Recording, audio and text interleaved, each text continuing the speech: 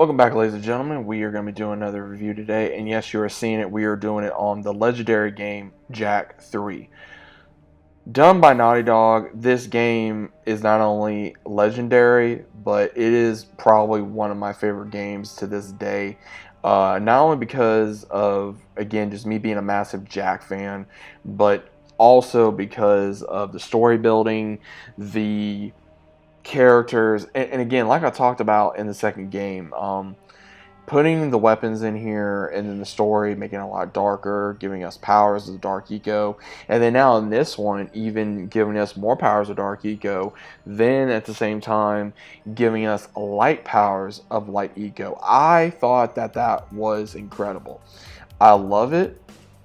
I love the fact that we are finally able to go further in this story, be able to ride different creatures, be able to get in these combat vehicles, because JAK gets exiled from Haven City because of his dealings with crew. Then we see when this happens, he gets taken in by a mysterious character of a ruler in the outside lands by the name of Deimos, which, again, if you guys have already played the game, you already know who he is. But again, spoiler alert, we later find out in the story that that is actually JAK's father, which was cool, but at the same time, it was crazy because he dies. So again, he never figures out that that's his son.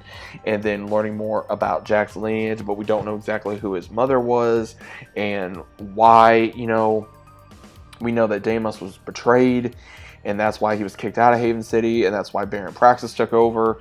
And then we also get to see how the war between the Metalheads have just escalated, and they're still trying to handle it in the war with the so-called New Crimson Guards taking over, and then this massive apparent apocalypse that's going to be happening with the world of JAK, where he has to stop it from happening and figure out why they're there, why are the precursors there, and what exactly is going on. Now, I will say it is really interesting because I love this game. I do. I love the world. The world tremendously just expanded from,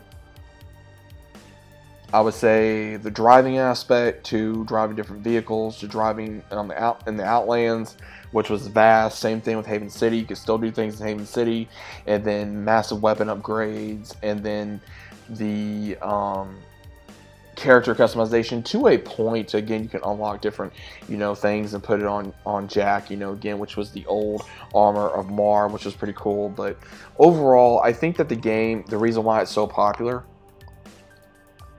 and even to me, is because not only is it cool characters, it's a cool story, and it's just funny. I mean, it has everything that I think a lot of people like, from the comedy aspect to the adventure aspect to the action aspect to just the character progression of these stories, where you learn more and more about this amazing character, about his lineage, and about where he comes from, and all these other random things.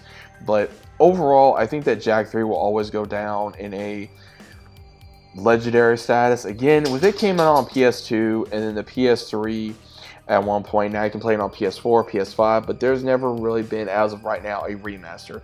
Does this game deserve a remaster? I've already talked about it.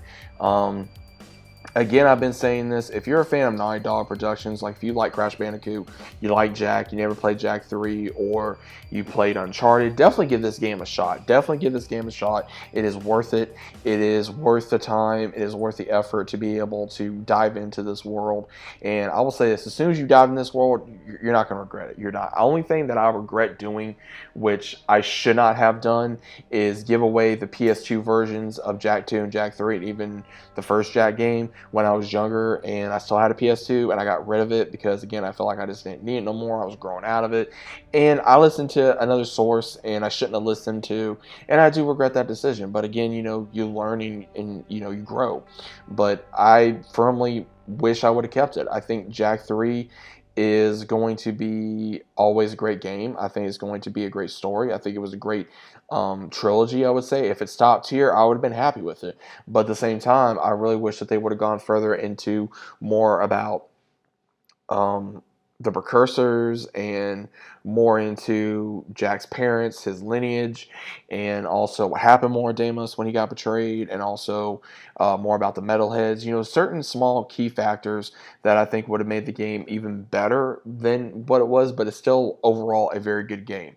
I think it still makes a great game to be able to go in here, know what you're getting into, and then be able to go, okay, hey, this is what I want, this is what I've been wanting to do, and you get it. And I think that's what a lot of people like and enjoy. But overall, guys, what is your overall stance of Jak 3? Is it a good game? Is it a bad game? Is it decent? What is overall your opinion? I'd like to know down in the comments down below. If you guys are new to the channel, always about subscribing. Leave a big fat like on the video if you guys enjoyed, and I'll see you as always on the next one.